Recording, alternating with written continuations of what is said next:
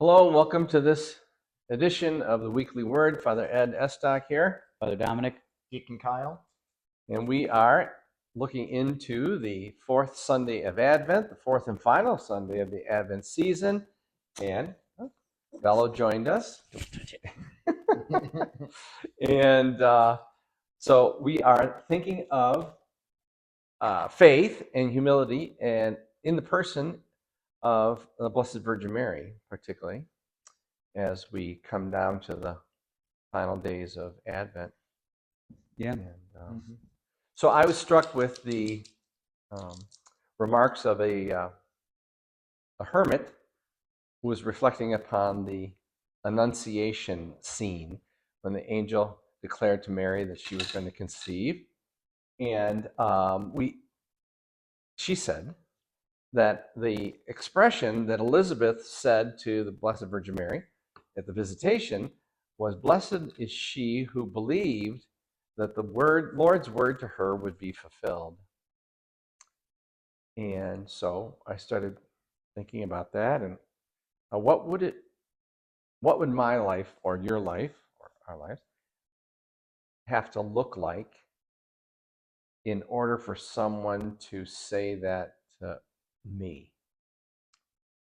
Blessed are you because you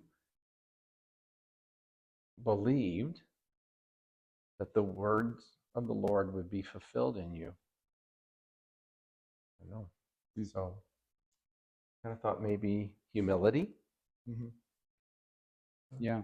And, I think that is such a profound part of our faith is to be humble, to be receptive.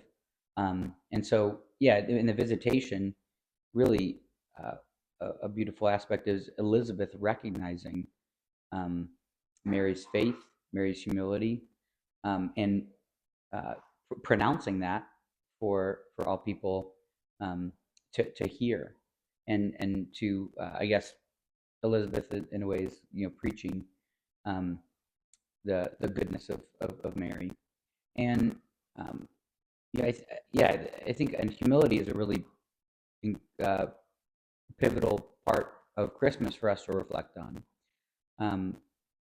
Christmas is about baby Jesus and about incarnation and all that. But all of that hinges upon humble faith. Mm-hmm. It hinges upon the fact that Mary said yes, humbled herself to say yes to God the Father, uh, and then from there we see this continuing development of humility. So the Jewish people probably were expecting a mighty king, living in a castle to, hey, buddy, a mighty king in a castle to bring about salvation to the world. But really, what we see in Christmas is a poor, lowly woman bearing a child in a manger, in a stable, and so all of that just screams humility. Mm-hmm. A pregnant woman. A pregnant woman is a great symbol of vulnerability, humility, and openness to new life and God's will. Right. Potential. Yeah. Hope. Yeah. And of course, here in the story of the visitation, we have in a very infantile way in the womb of Elizabeth is John the Baptist, who leapt for joy when the words of Mary reached Elizabeth's ears. And we've been hearing about John the Baptist the last couple of weeks in Advent, and even he is a symbol of humble faith for us in this time of Advent, because he was preaching in the desert. He humbled himself to wear sackcloth and ashes and eat bugs and live this kind of very radical but very humble, trusting life in the desert. That I think might is very radical in one way, but is also very simple in that he had this humble faith in God, and he knew that he was not the Christ. Like we hear about the Pharisees coming to him and saying, "Are you the Christ? Are you the one we've been longing for?" And he says, "No, it's not me. I'm much too small to be that one. I'm not even worthy to untie his sandals." And all that started back in the visitation with when Mary came to Elizabeth. This idea of humility is always there in the Christian life. Right. Yeah. So all of these figures, Mary, Elizabeth, and John the Baptist, and ultimately Jesus, they are able to recognize and to celebrate the presence of God, God's word. Where most people, I don't think, would expect God's word to be.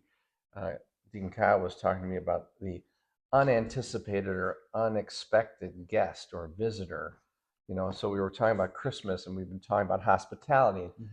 Do we have the humble faith to recognize the presence of the Lord in its humble manifestation and to celebrate that?